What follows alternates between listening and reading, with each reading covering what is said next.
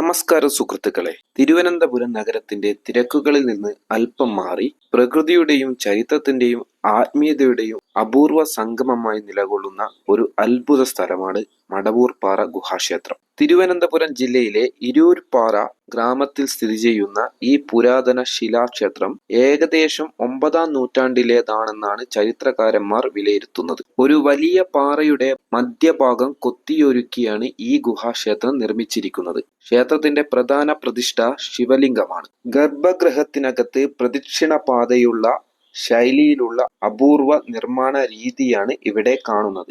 കൂടാതെ ഗണപതിയുടെ ശിലാരൂപവും ഒരു പ്രാദേശിക ഭരണാധികാരിയുടെ രൂപവും ക്ഷേത്രഭിത്തികളിൽ കൊത്തിവച്ചിട്ടുണ്ട്.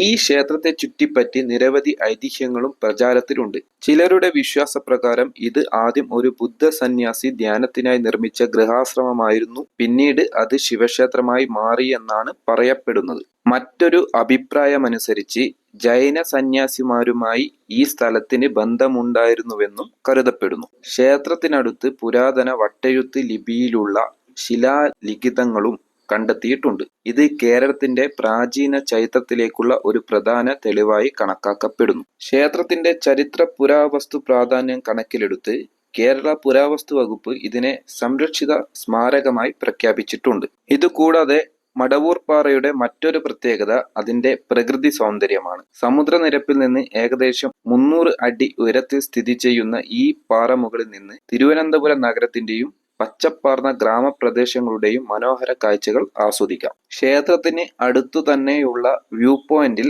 അവിടെ നിർമ്മിച്ചിരിക്കുന്ന മുളപ്പാലവും സായാഹ്ന സൂര്യാസ്തമയ കാഴ്ചകളും സഞ്ചാരികളെ ആകർഷിക്കുന്ന പ്രധാന ഘടകങ്ങളാണ്. ചരിത്രവും ആത്മീയതയും പ്രകൃതി ഭംഗിയും ഒരുമിച്ച് അനുഭവിക്കണമെങ്കിൽ മടവൂർപ്പാറ ഗുഹാക്ഷേത്രം തീർച്ചയായും സന്ദർശിക്കേണ്ട സ്ഥലമാണ്. ഈ വീഡിയോ ഇഷ്ടമായെങ്കിൽ ലൈക്ക് ചെയ്യാനും ഷെയർ ചെയ്യാനും ചാനൽ സബ്സ്ക്രൈബ് ചെയ്യാനും മറക്കരുതേ. അടുത്ത വീഡിയോയിൽ മറ്റൊരു ചരിത്ര വിസ്മയവുമായി വീണ്ടും കാണാം. നന്ദി.